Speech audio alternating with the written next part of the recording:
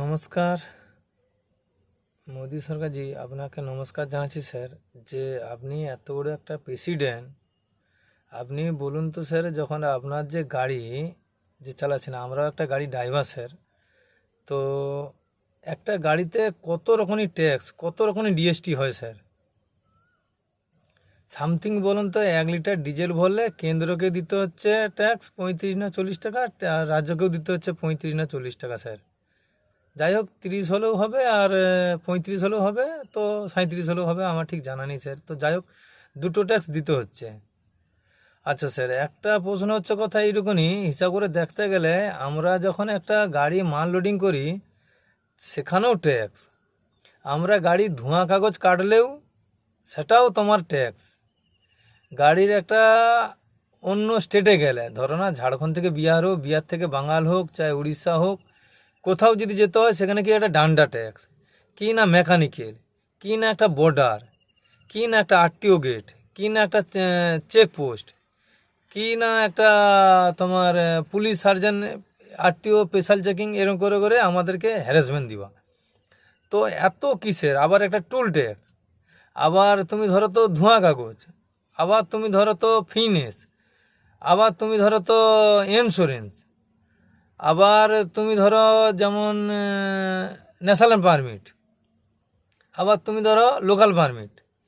মানে স্যার, কত রকমই আমরা গাড়িওয়ালা, একটা গাড়ি মালিক কত রকমই দিবেন আপনি স্যার। একটা নিজের ভাবনা করে দেখুন তো, আপনার যে গাড়িটা চালাচ্ছে স্যার, সেই গাড়িটা কোনোদিন কি আপনি 1 টাকা তেল ভরেছেন? না, সরকারের দেওয়া তেলে চলছেন, সরকারের দেওয়া ট্যাক্সে চলছেন, সরকারের দেওয়া ধোঁয়া কাগজে চলছেন, সরকারের দেওয়া বর্ডারে চলছেন, মানে বর্ডার বলছি, সরকারের দেওয়া গাড়িতে চলছেন।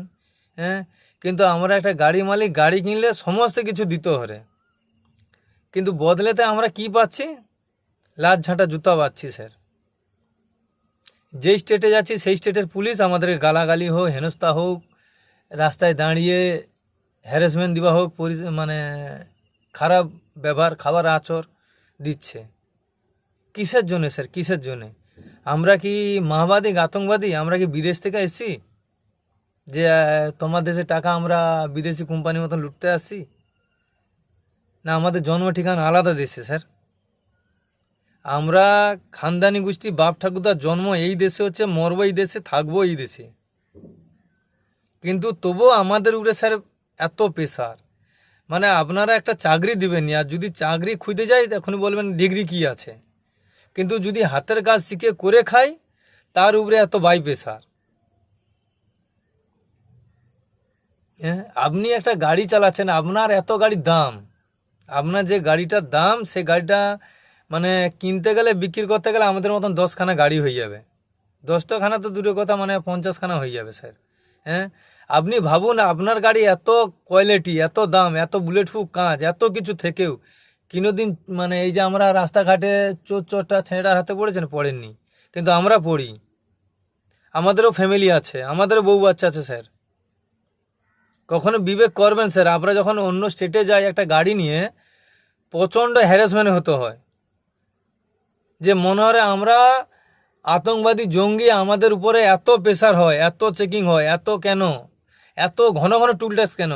50 কিলোমিটারের মধ্যে টুল ট্যাক্সের, আবার 1 টাকা টুল ট্যাক্স নয়। একটা যেমন গাড়ি, 16 চাকা গাড়ি, মানে আমাদের 500, 400, 600, 800 টাকা, 700 টাকা অবধি আমাদের টুল ট্যাক্স। এত কিসের টুল ট্যাক্স? মানে আমরা কি, আমরা যেদিন গাড়ি কিনি সেদিন কি ফিনেস করানো হয়নি? সেদিন কি নম্বর লাগানো হয়নি? সেদিন কি মানে কাগজপত্র পেপার রেডি করা হয়নি? সেদিন কি ন্যাশনাল পারমিট কাটা হয়নি? সেদিন কি বেঙ্গল পারমিট কাটা হয়নি? সমস্ত কিছু সেদিন থেকে আমাদের সমস্ত কিছু, মানে একদম হিসাব করে দেখতে গেলে, যে পাই টু পাই ডেটের আগে আমাদেরকে সব কেটে রাখতে হয়। মানে একটা ডেট 19-20 করা যাবে নি, নাহলে ফাইন্যান্সার তো এক্ষুনি গাড়ি টেনলে চলে যাবে। একটা কিস্তি ফেল হওয়া মানে, তার মানে একটা গাড়ি মালিককে সবসময় তাকে মাথায় হেডেক রাখতে হবে যে তার একটা কাগজের একটা ডেট যাতে না 19-20 হয়। একটা ডেট 19-20 হলে কোথাও না কোথাও গাড়ি ধরে আটকে নিবে, সে বিএলআর অফিসার হোক, আরটিও অফিসার হোক, সার্জেন্ট হোক, ট্রাফিক হোক, পুলিশ হোক, আর এদের কিস্তিওয়ালা হোক। একটা ডেট যদি 19-20 হয়, আবার এক ডেটের পরের ডেটে যদি কোনো গাড়ি মাল নোট করে নিয়ে যায় অন্য কোম্পানির, যে এ কোম্পানিতে মানে এ মাল থেকে ও মাল নিয়ে যাচ্ছে, আজকে না পৌঁছাইতে পারলে তার আবার লেট ফাইন, আবার তার আবার ড্যামারেজ গাড়িওয়ালাকে দিতে হয় স্যার। কিন্তু আপনি কিনু দিকে 1 টাকা সুদ, 1 টাকা ট্যাক্স, 1 টাকা ডিএসটি কিনু দিকে ছাড়োনি। কিন্তু আমাকে সব জিনিসটা ব্যয় করে যেতে হয়, কিন্তু তবুও তুমি আমাদের কিন্তু কষ্টই নিচ্ছ না। আর আমরা সারা জীবন বলি বড় বড় যে ব্যক্তি যাদেরকে আপনারা দেখাচ্ছেন যে কত রকমই ট্যাক্স ফাঁক দিবার জন্য তারা কোম্পানির নাম চেঞ্জ করে রে, কোম্পানির সমস্ত কিছু চেঞ্জ করে রে। হ্যাঁ, আর আমাদের গাড়ি, একটাই মালিক, একটাই চলে ড্রাইভারে, কিন্তু আমাদের কোনোদিন কিন্তু চেঞ্জ হয়নি। কিন্তু তবু আমাদের উপরে বাই প্রেশার, মানে বেশি প্রেশার থাকে, যত পুলিশ প্রশাসন, আরটিও, ইমবাই, তারপরে এই টুল ট্যাক্স, ধোঁয়া কাগজ, ইন্স্যুরেন্স, ফিটনেস, সমস্ত দিক থেকে আমাদের উপরে প্রেশার থাকে। যেমন আমরা অন্য দেশ থেকে এখানে এসে উড়ে এসে জুড়ে বসছি, কেন আমরা গাড়ি চালাচ্ছি? তাহলে কি করবো স্যার বলো, কেন আমরা গাড়ি চালাচ্ছি? তো করবোটা কি? আমরা তো এই দেশের লোক, বিদেশ থেকে তো আসেনি। আমরা এই দেশের লোক, এইখানে খাবো দাবো, এইখানে মরবো, এইখানেই থাকবো। তো যে কোনো কায়দা করে আমাদেরকে বেঁচে থাকতে হবে, যে হোক দোকান হোক, যাই কিছু করে তো খেতে হবে। তো আমরা খাচ্ছি বলে আমাদের উপরে এত প্রেশার, এত কিছু। কমসে কম স্যার একটু দেখুন, গাড়িওয়ালাকে একটু বাঁচতে দিন। একটা টায়ার, একটা গাড়ির কাজ, পার্স যেভাবে দাম বাড়াচ্ছেন, মানে জিনা হারাম হয়ে যাচ্ছে মালিকদের, জিনা হারাম হয়ে যাচ্ছে। এই জন্য আমাদের ড্রাইভারদেরও উন্নতি নাই। কিনো দিক থেকে স্যার আমরা এগাইতে পারছি না স্যার। দেশে এগাইতে গেলে সবাই এগিয়ে যাচ্ছে, ড্রাইভার খালাসি কোনোদিন এগাইতে পারছে না।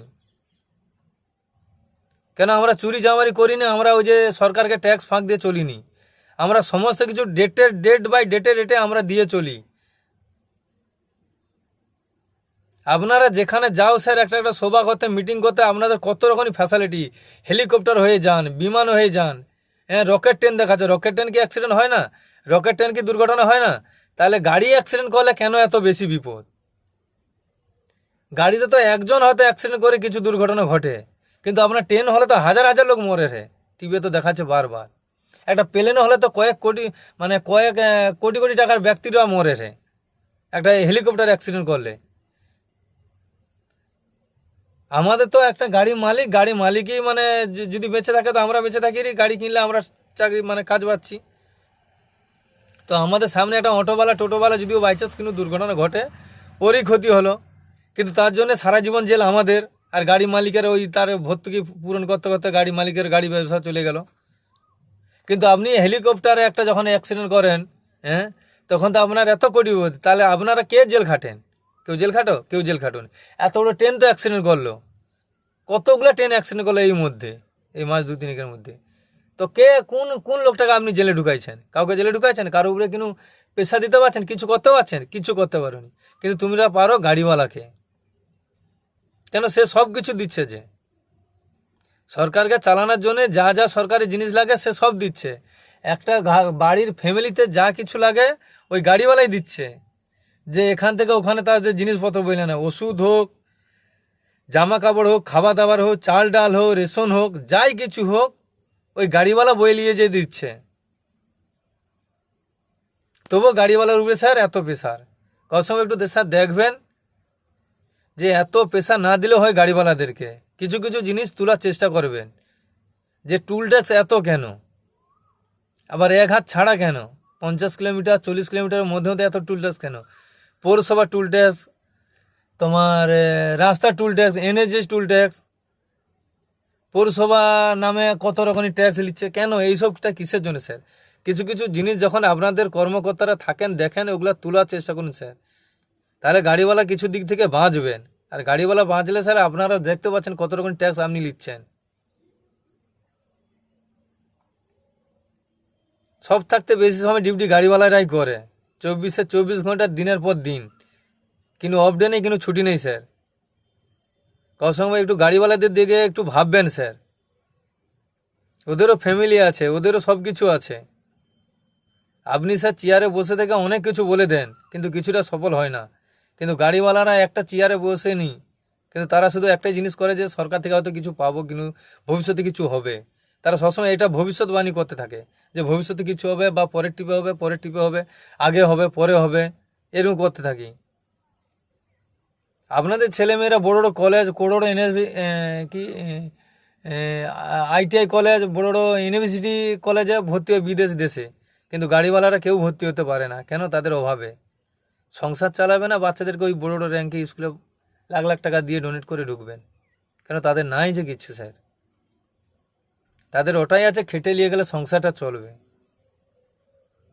কেন? খাটার টাকা তো হাফ টাকা আপনারাই নিলেন।